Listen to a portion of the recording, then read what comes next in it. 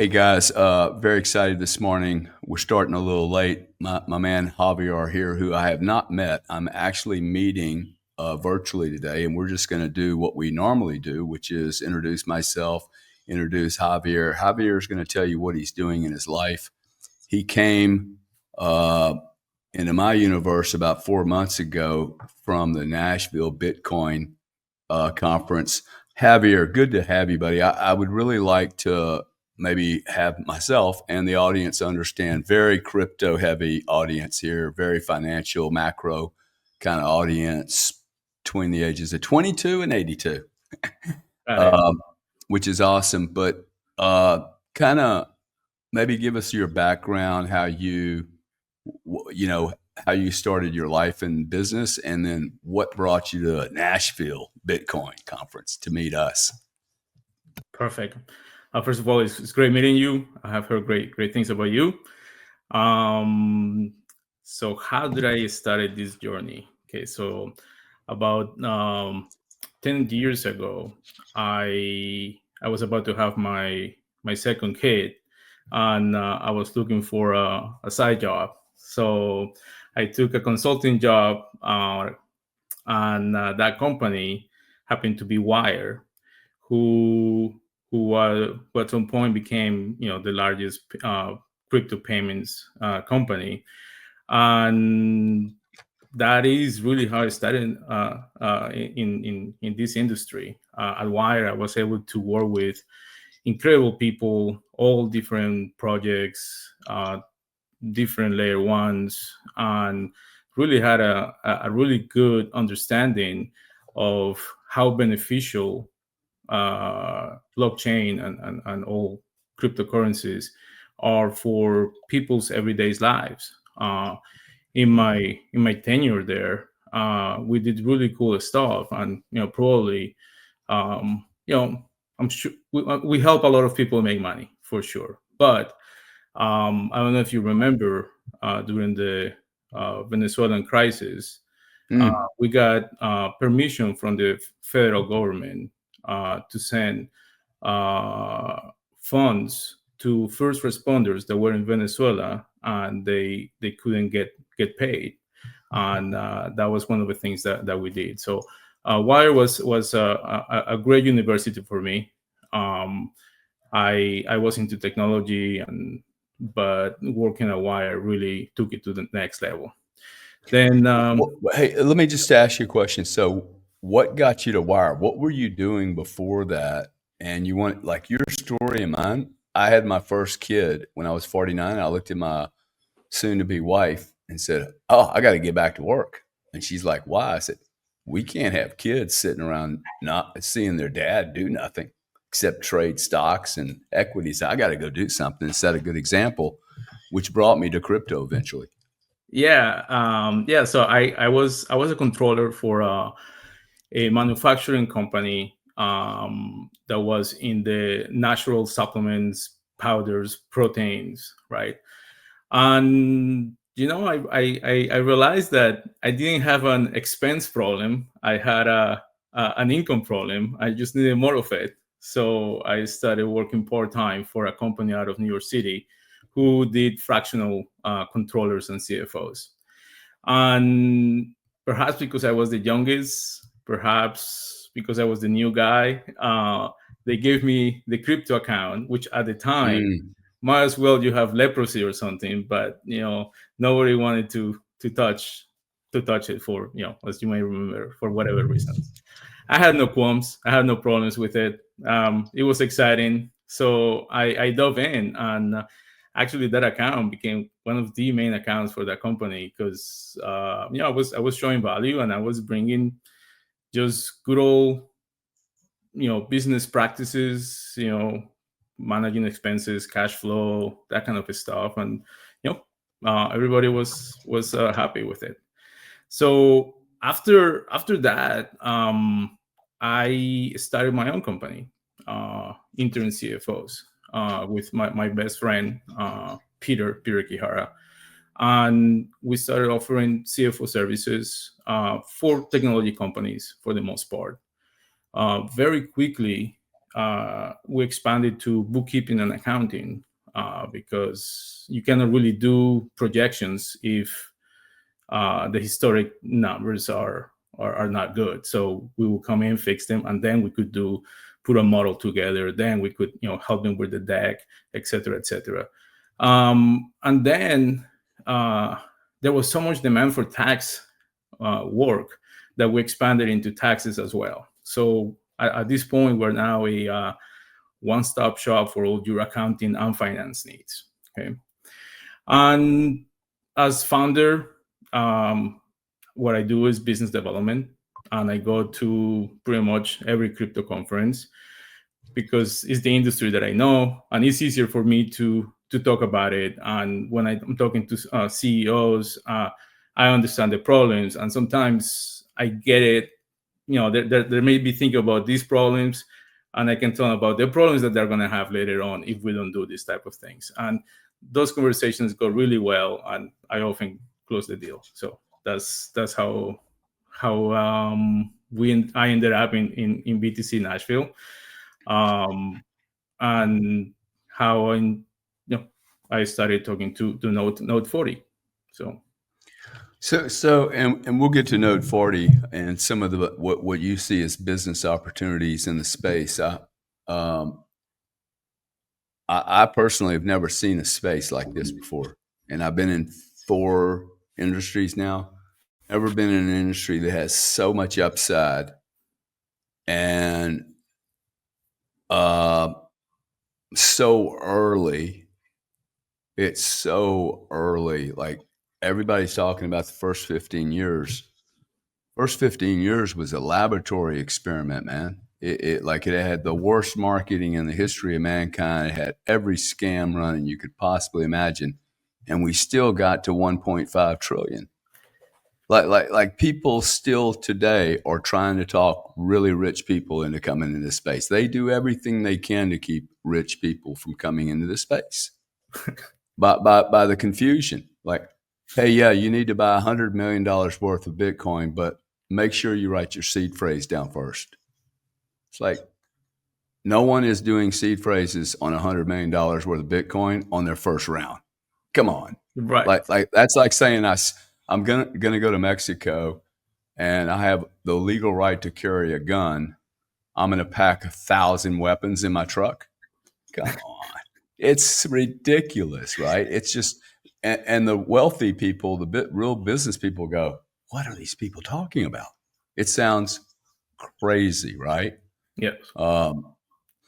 When were you able to like get through the carnival, what I call the carnival? You know what I'm saying, man? Yeah. So listen, I want to address the first thing that you said. Like the industry is truly decentralized, right? And in every other industry, there is some sort of entity that dictates how and when we're supposed to talk about certain subjects. Okay. And it's almost like guerrilla warfare, right? Everybody's doing their own thing, and sometimes things are successful, and sometimes things aren't. Okay. But overall, right, it is more successful than not, right? And it attracts different pockets of people, different personalities, and different viewpoints. And the beauty is that they all can coexist, even if they disagree. There is a flavor for everything and anything that you like, which brings me to the carnival question. Okay. Love this response, by the way. This is the most educated response I've heard to this question. Thank you. Really? The carnival it really has to do with your viewpoint in life and business, right? You can go to the equivalent of blue chips, right, and stick to the main top 10, right? And that's what you want to operate, and that's that. Or you can stick to picks and shovels, which that's basically what I'm doing, right? Yeah. Regardless of Node 40 is a good picks and shovel. Yeah. exactly. Now, if you have more of a speculative personality, if you like betting, okay, or if you have enough cash that you can risk a lot and go to the casino, there is that for you too, right?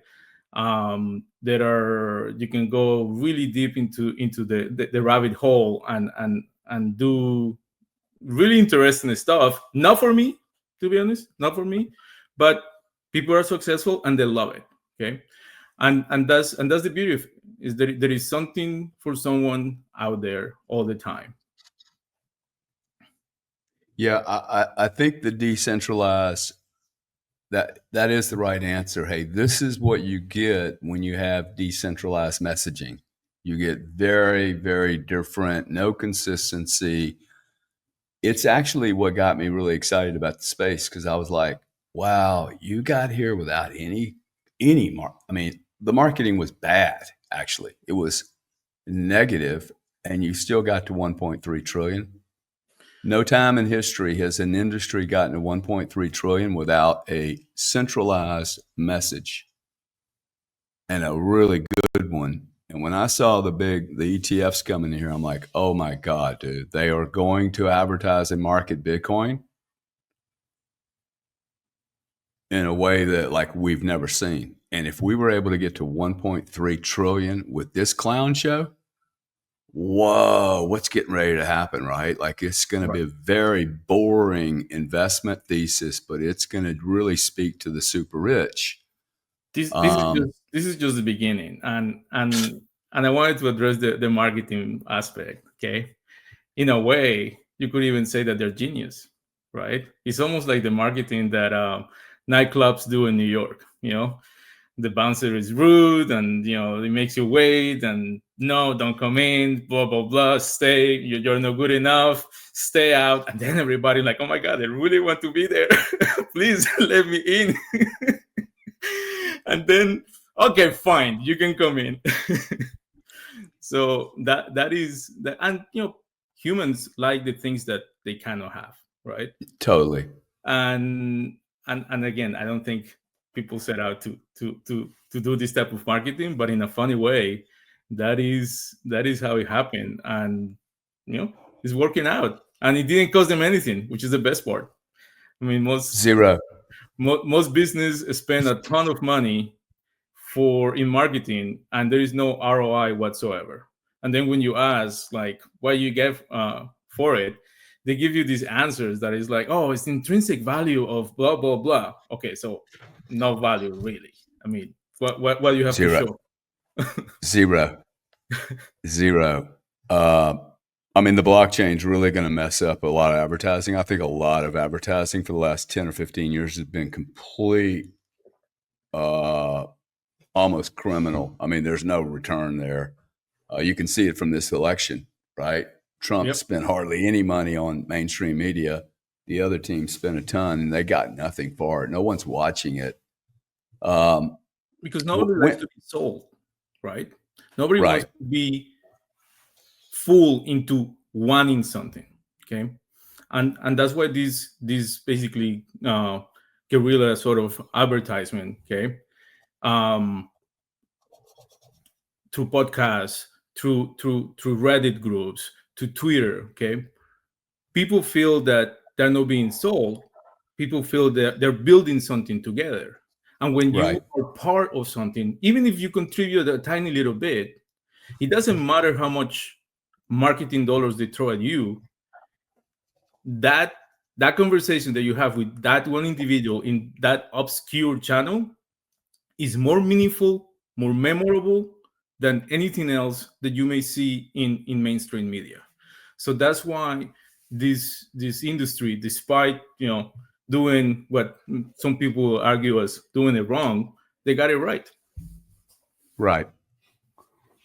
Uh, when you started looking at moving from wire to your own business, I'd like to talk a little bit about the business part of this, because everyone focuses on, hey, buy Bitcoin, it's life changing, buy this coin, that coin. I look at this a little differently. I'm in a position where I can afford a coin or 10, right? And I've done that, but I like the industry so much. I actually think it has two other implement opportunities. One, to build real businesses here, Mhm. and real businesses that look very similar to legacy traditional business. There's 43,000 accounting, tax, audit firms in the United States handling legacy finance. 7 million people do this for a living. Not one of them, except maybe you or one or two others, can handle on scale digital assets. Can't handle it, man. All right. So you identified this area and you were like, oh, wow, I don't have to take speculative risk. I can actually provide a service for digital asset holders, a real service that can't just be replicated by a computer program or a accounting firm. I mean, these are really complex, right? Yes, I mean, Uh, the way super. you see it, like you're getting two bites at the apple. You get to buy Bitcoin and you get to build a business. And where are you finding your employees? Because that says to me you're going to be hiring people from the new world, not the old world, to help you with the new world. Is that fair? Or Yes, absolutely. Um, so you are absolutely correct. My practices focuses on crypto assets because it's hard, okay, and people don't want to do hard, okay, and that gives me the advantage because I've been doing hard for 10 years, okay, and when I talk to these founders, okay, I quickly identified what they're struggling with, okay, so I'm able to. I'm not just an accounting firm. I'm a support system, really, and they appreciate that. Now, where do I get my people? I'm a fully remote practice, and because of that, I'm able to get talent from all over the world.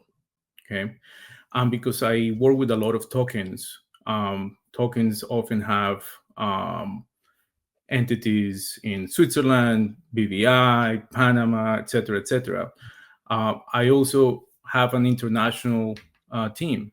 So most of them are also in their 30s, are into the space, and they love the fact that they can work remotely, and they love that I bring really interesting accounts to them. Right? It's exciting for them to get up and go to work, and it works. It's a literal win-win for everybody.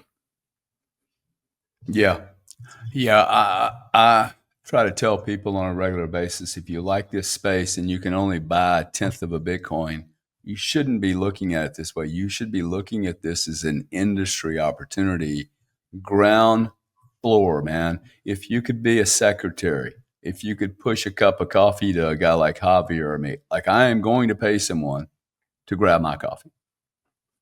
It's just not going to be about natural gas. It's going to be about Bitcoin. Uh, I still need that person. That person that gets around a new industry, if they're willing to study some AI. Like if you're not studying AI and you're between the ages of 25 and 55, you're basically sitting yourself on a shelf that has a buy sell date Yep. that's like literally just ticky tocky, right? Um, I see young people come in here. Hey, go to an AI weekend software program. They don't do it. Hey, read the white paper. Hey, read the cost of tomorrow. They don't do it. Yep.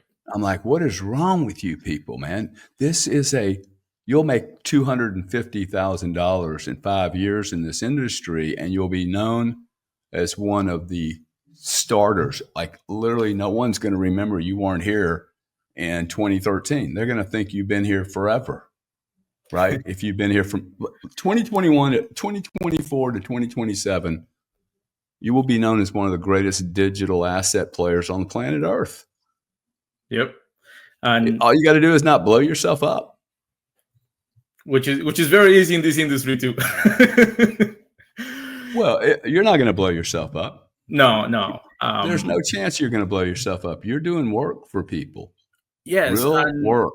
and not just that, like because of my experience in with banking and money transmitters, I also help them with getting the money transmission licenses, which is something that I was doing at Wire, and I believe that this new era of this industry is going to be the era of compliance. Okay, I've been seeing that for the last year.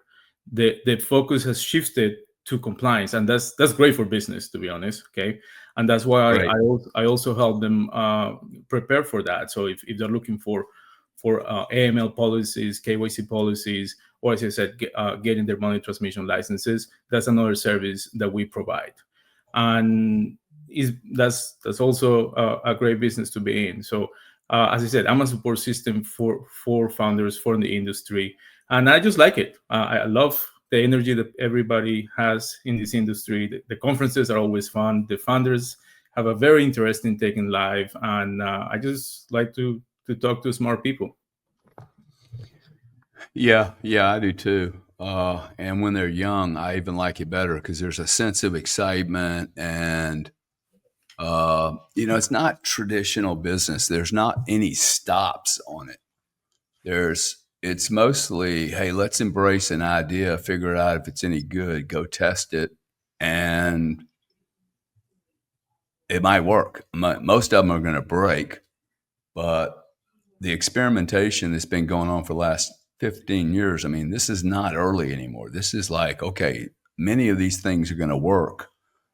They may work for shorter period. I think Bitcoin works for 100 years, but some of these other protocols most certainly are going to have some purpose, whether they're short-lived or long-lived. Uh, I was saying just the other day, isn't it ironic that Trump didn't get into office 4 years ago?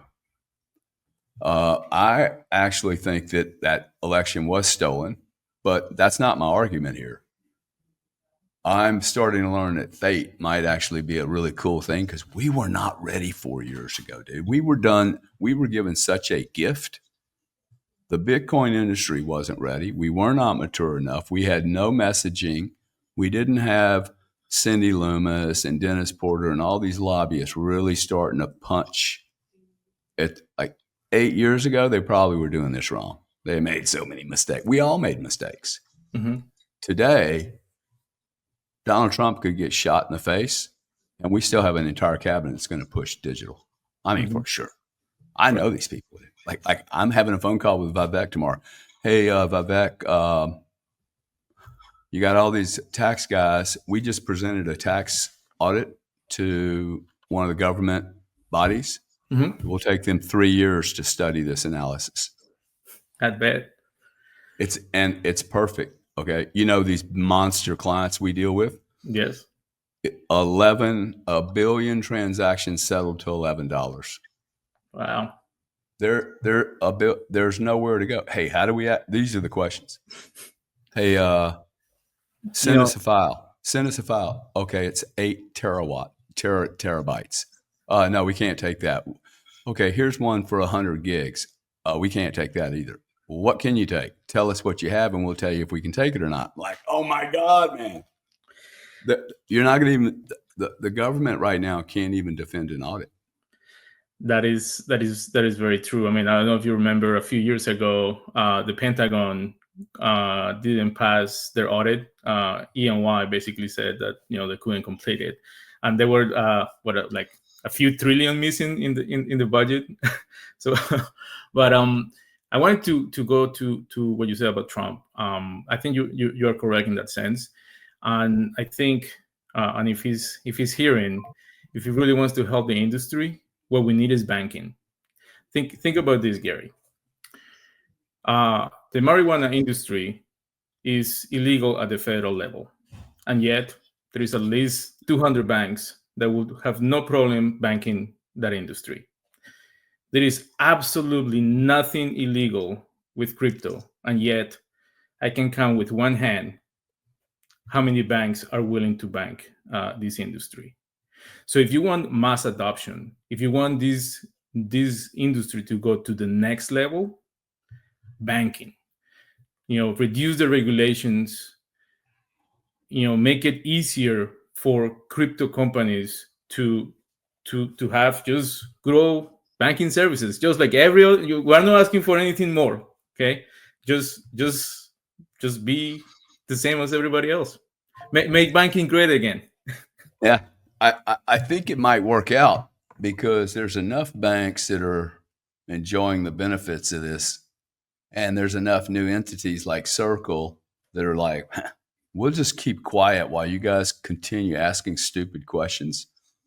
Who did we have? Charles Schwab yesterday came out and said, "Hey, we really made a mistake sticking our head in the sand on crypto." CEO of the company, "Hey, you know what? I'm feeling a little dumb. I didn't get this." No one gets this initially.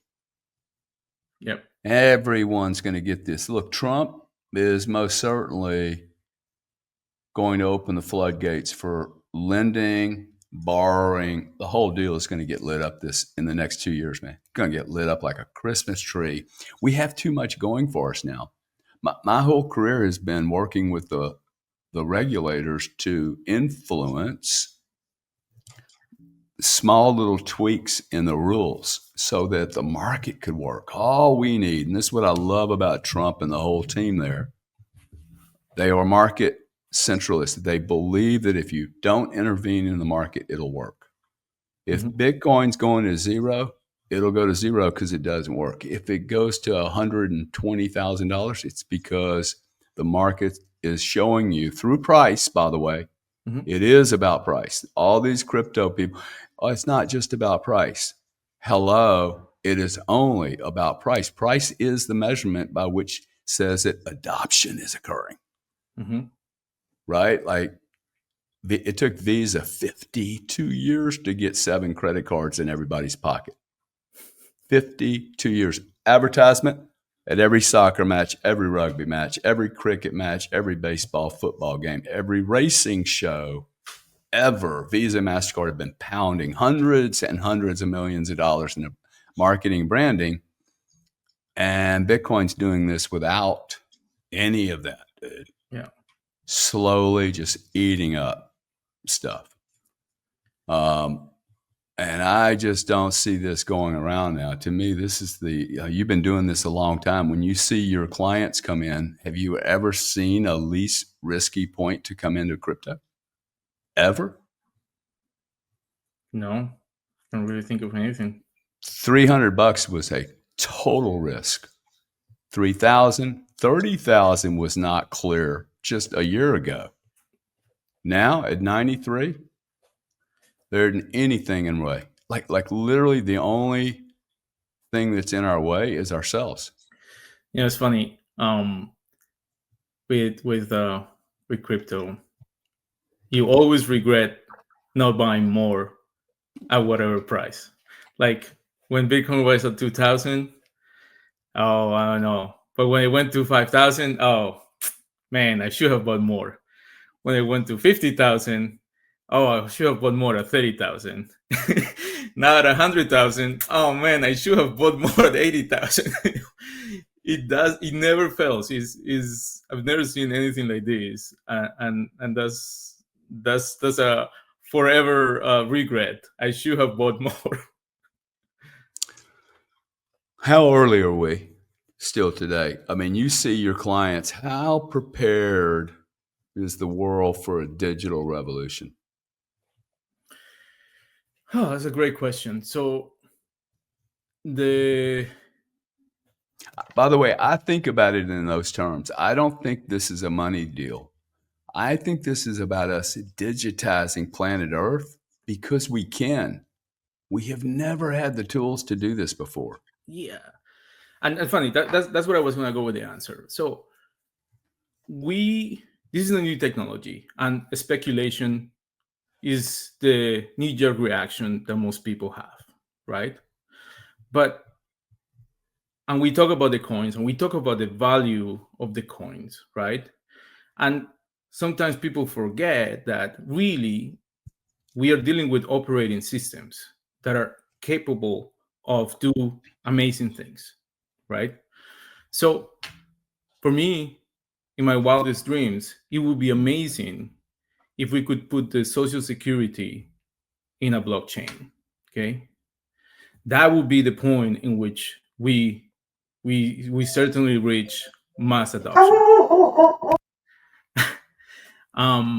But we're not there yet, right? We're still in the speculating phase, right? And we're seeing other projects that are tackling different different problems, right, that are not necessarily tied to the cost of the token or the coin. They're trying to do other things, and we just need to see more of those. And we probably need another, I don't know, three years by the time these projects mature and people can start seeing the results. I think that's where we are. And from putting social security in the blockchain, we're probably 10, 15 years away. I don't know. I'm being optimistic. Oh, really? You think we're? Yep, my phone's blowing up right now. You think we're that far away? I think this goes faster. I think it's a generational thing, right? This generation and any next generation will be totally okay with something like putting social security on blockchain. Okay, but at the end of the day, the country is being run by people who are very nervous about technology, and at the end of the day, they're the movers and shakers. So until those people retire and people with a different view take over those positions, I don't see things such as, putting social security on the blockchain actually happening. Yeah. Well, look, I think that the entire financial system is going to go there. Oil, nat gas, equities, bonds, tokens on real estate, maybe 3 years from now because it's not fungible. Right. You got to have fungibility for fungibility. I mean, you can't. Hey, my house is different than yours, and we're going to put them all on the same blockchain, and people are going to be buying them like Coca-Cola's at 7-Eleven. I mean, or out of a vending machine. It's just not real to me. But oil, anything that's the same as anything else, makes a ton of sense. Or extremely unique things like art that there's only one of, and maybe there are a ton of prints. I mean, we're seeing that, like, gold has made it to the blockchain, diamonds have made it to the blockchain, all sort of minerals eventually will make it to the blockchain. Real estate has been quite, aggressive with the adoption, which is interesting. And of course, it starts at the top. So yeah, I mean, each industry depends on how regulated they are, can move faster or slower, depending on the appetite.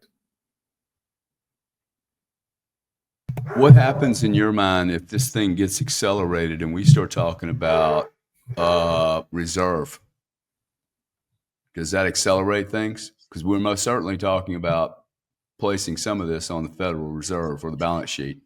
Yeah, that will most definitely accelerate things, because that's signaling adoption. That's signaling that it's so safe that we're even putting our reserves on this.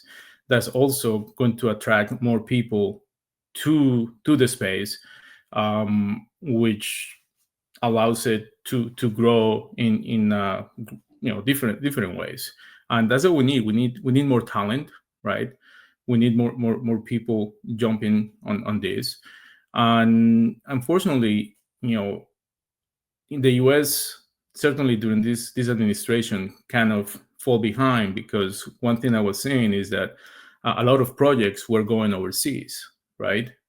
And I'm hoping that trend is reversed, and we're able to capture that talent, and instead of going overseas, people come from overseas to do their projects here. That would be super beneficial. Yeah, I think there's millions of jobs. I mean, there's millions of jobs that are going to be employed here. To your point earlier, you said, "Hey, look, we have an operating system, right?" Mm-hmm. The old world has an operating system also, and we have these two operating system. One is crunching massive amounts of digital transactions, and the other one is doing a bunch of slow reporting analytics. How do these two operating systems like collide? Because they're very different, right? It's the real picks and shovels: reporting, audit, risk management, third-party risk management. It's not just enough for some trader to go, "Hey, I traded $1 billion worth of Doge today. Trust me." Mhm. Goldman's going to have a third-party operating system that says, "Hey, yeah, he did trade $1 billion, or he traded 990." None of these tools have been built. I mean, we've spent the last 3.5 years trying to build what we think the user is going to need. And you'll appreciate this in this kind of complex. Hey, what did I do? What's my cost base? How do I move crypto around to optimize it?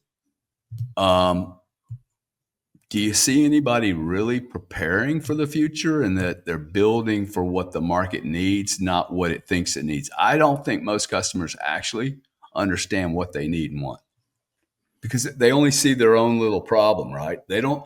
You and I see, oh wow, this guy's got 10 billion transactions. Gary's got a very simple, complex portfolio, but it's big, but it's simple. It is my product. Like, I have a lot of crypto, but it's not complicated. Guys trading 1 billion transactions over here. A lady in San Diego has $400 with 4 wallets. It's very hard to service all 3 of those players. Yes. Is very fragmented, right? So let's talk about different groups. For instance, family offices. Okay, family offices jump on crypto, a while ago, right? But I'm not sure how good they are at reporting and making sure that the cost bases are correct, their gain and losses are properly booked. So that is one area that I would be interested in seeing, like, as a whole, at least in the United States, how family offices are faring with this. Okay, there are Web2 companies like Nike. Nike is active in the space. I've seen it in conferences, right? Companies of like that, they are prepared. They at least have someone that is looking ahead and is thinking about these things. But what happens to the smaller business, mid-size, small business? Okay, if they want to attract more business, it will make sense for them to be able to take cryptocurrencies as a form of payment. Okay, it would eliminate some fraction for potential new customers, but they're not prepared to take it, or to count that in the books, or even know what to do after that. And that is where companies like yours, like mine, and many others in the industry can fulfill that need, helping them close that gap. How prepared do you think the industry are and the experts around them? Because one of the things I noticed, Javier, and this is I think this is the educational piece for anyone that's listening that has Bitcoin or other assets. What I do is I try to place the correct value on what I'm doing. Mm-hmm. And what I noticed in the first 12 or 13 years, there was a lot of Bitcoin lost. And the reason Bitcoin was lost was, I'm afraid, is the same reason people are going to lose their income from this round. Roger Ver got grabbed in Spain, no longer has a blue passport, for a $50 million criminal action that he's going to defend, of course. But had Mr. Ver truly understood this was going to be a $100 trillion industry by 2035, 2050, why would you get in trouble over $50 million? You would have done the reporting perfectly. You would have hid nothing. And this is where I'm headed with this. People are telling me Bitcoin's worth $1 million, and they treat it like a hooker on a Saturday night. Throw away the receipt as soon as possible. Okay. And they go buy $140 program from some software accounting firm that built crypto solution 4 years ago because it raised a shitload of money. I'm like, oh my God, man, you guys basically are buying Bentleys and you're taking them through the same car wash you took through your Volkswagen when you were 17. You don't take a Rolls Royce through a car wash, man. You treat it differently. You insure it differently. You know what I'm saying? I just see a lot of amateur moves being made here. Yeah, I think we did full circle in this conversation, and this is why. Okay, the way they advertise, if there's a day and if there was crypto, was it attract a lot of people who, I'm not saying that they had any criminal intent, but they saw crypto as a way to hide income from the IRS. Okay, and I constantly do a lot of education on that regard. Okay, if it is amazing, right? Now that's why we need to do more education, so everybody understands that this is just like any other asset, except that it is way more profitable than any other asset. Okay, and therefore you should take no more nor less the same precautions and the same things that you would do with any other asset, right? And that is a lot of education that needs to be done. Now we have different clienteles, right? Like, if you're in the space, you don't have to explain anything, but there is a whole world out there that they're just getting their feet wet. Okay, because now it's more in the news, it's more accepted because Trump is talking about it, or whatever reason. They need to go through this education process that many of us have already gone through. So the way we enhance or help the industry is by making sure that this education happens at mass scale, right? So we can bring more people in it, right? And there is not a lot of people doing this. I mean, again, very decentralized movements as to how to teach people about this. And hey, I think exchanges are doing a good job. They send in newsletters, and they explain basics, and they do a really good job doing those things. Yeah, and I listen. One of the reasons I do this is to educate. This is I'm seeing a lot of legacy investors really struggle with this. They're having to think differently, and the more we can provide them, this is what my goal was for Node 40. I assumed I was going to become targeted as an audit victim. One, I'm a big mouth. I'm doing a lot of education on crypto. I've been told by lawyers, hey, don't mention crypto to any government officials. I had an FTC thing about 4 years ago. Don't talk to them about it. They'll bury you. I'm like, wow, you have people that work for the government. They're going to bury me over crypto. Well, let's get after it. Let's do a bury job. Because I don't think that actually is going to hold up in America. You're going to win, especially if you have clarity. And so I knew this was the holy grail of income for me. I'm like, oh my God, I've seen this party before. This thing's on steroids. My timing's right. I wasn't here 12 years ago. Didn't want to be here 12 years ago. Like coming in 2020 was not late by any means. If anything, it was most certainly not too early, because I don't think a lot of people kept their money. I don't think so. I think more money is going to be made and retained in this 4-year cycle than all the cycles before. That's not to say that, there were a few people that got extremely wealthy, but the vast majority of people that were buying $30 coins no longer have them. Mm-hmm.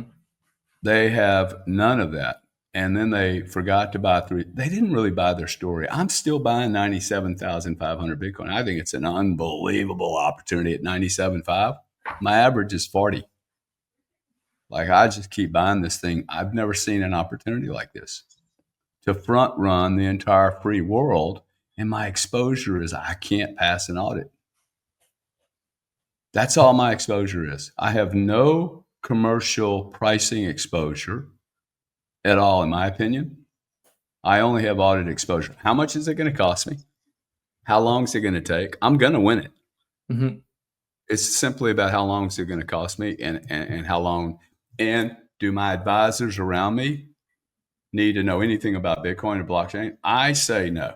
My lawyers and audit, all I need to do is provide a P&L, dude. They don't know Mm. shit about oil. They don't know anything about chargebacks or credit card processing or other real estate. They don't. I give them a P&L. Hey, man, this is my 1099s. This is what I did. If I can provide that clarity on crypto, I can actually educate professionals. They don't need to know. Like, I have an automobile. I don't know exactly everything it does to get to 100, right? Right. I don't really understand how it does it, but I do it, and I trust my life with it. But it's the dashboard. See, I wouldn't go 100 in my Range Rover if I didn't have the dashboard going, hey, man, there's a stop sign coming up, right? Correct. We basically have a bunch of Ferraris and MiG jets flying around with no dashboard. Correct. However, listen, let's talk about the audit portion because I've been in many audits and always helping customers pass an audit, right? And having an auditor that understands what he's looking at makes a huge difference because the conversation is so much more productive. The questions are smarter, and then you don't get hung up on basic stuff that you shouldn't be hanging up. You move on to the real questions, like how do you calculate gain and loss, and how do you obtain these assets, and do you make the proper adjustments. And that's a conversation that you would have with any other asset, with any other audit, right? So educating the industry is also essential for this industry to gain adoption and to be able to get the stamp of approval that somebody look at it and yes, it's a good investment. We know it's a good investment, but we do need that stamp of approval. And that's why I like, people like it when I come in and help out because I'm able to translate what they're doing to their auditors, and it just makes it a lot easier. What type of customer does your firm specialize on? I mean, if somebody's listening to this, do you only help people in Florida, or are you a national, global syndicate? We're What's the global. best We're client? global. Yeah, we're global. We do seed to Series B. I mean, first of all, everybody needs taxes, and everybody needs some sort of bookkeeping and accounting. And when it comes to the CFO services, early stage companies, they need us mainly to help out with their models and to go to investors meetings. More mature companies, they have special projects, or maybe their CFO departure for whatever reason, so we're able to fill in. And we do primarily Web3 companies. We have some AI customers too, and they all seem to have the same needs. And certainly, if you have tokens, we're able to navigate the different entities all over the world. And we have accountants that know GAAP and know IFRS, so it comes very handy when you're dealing with international customers. You guys good with individuals? If an individual is listening here, do they contact you, or is it just corporations? Yes, we do. This year we launched a roll-up strategy. So my partner and I have been purchasing small accounting firms, and that basically opened the door to do individuals.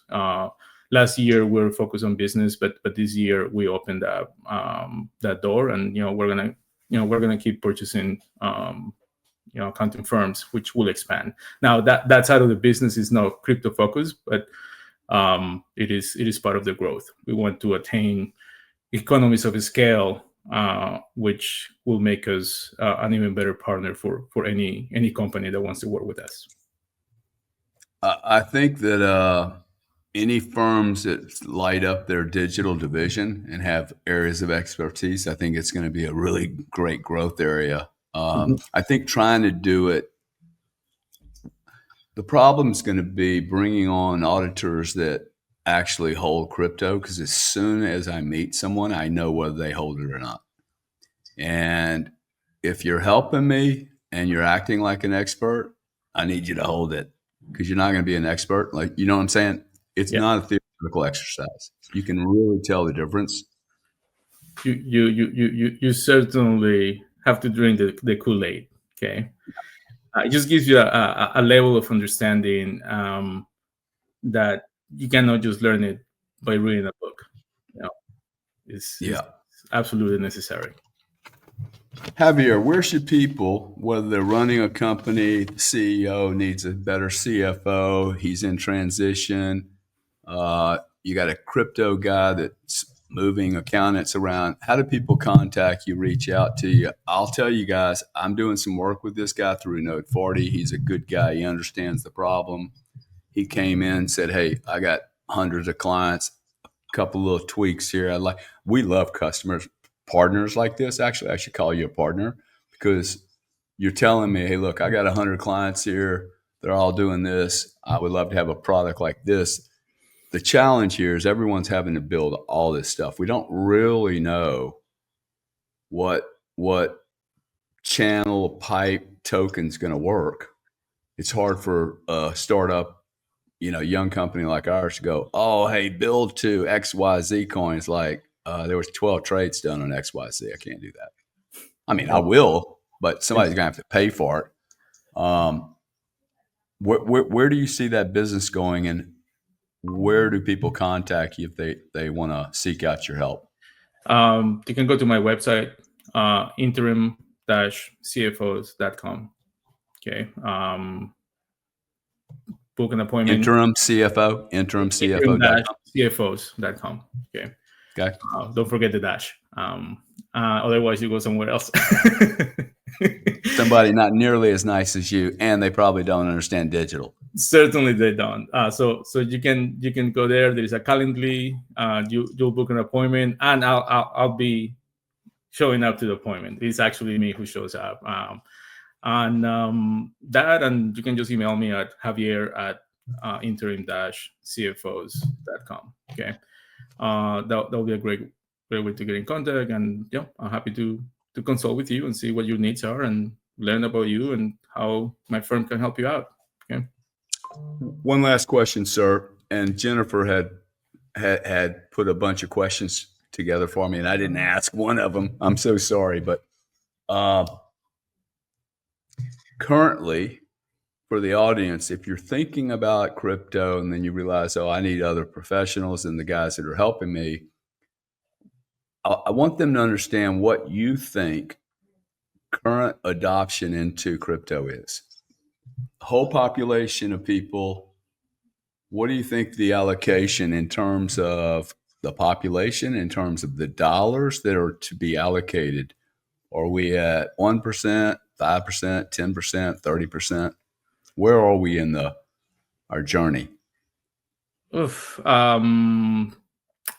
If I have to guess, because I don't know the numbers, I'm probably going to say less than 10%. Okay.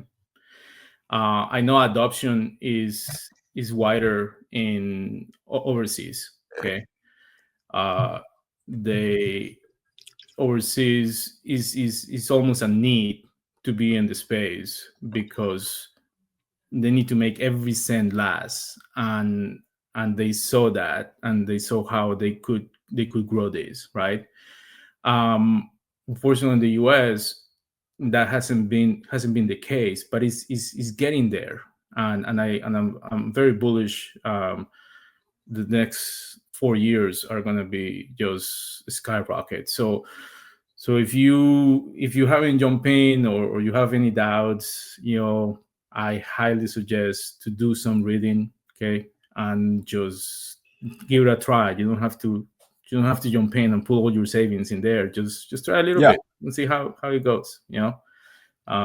Test it and see for yourself if it's for you or not. Okay, and I think they'll quickly realize that it is worth testing it that way, and they'll keep going down the rabbit hole.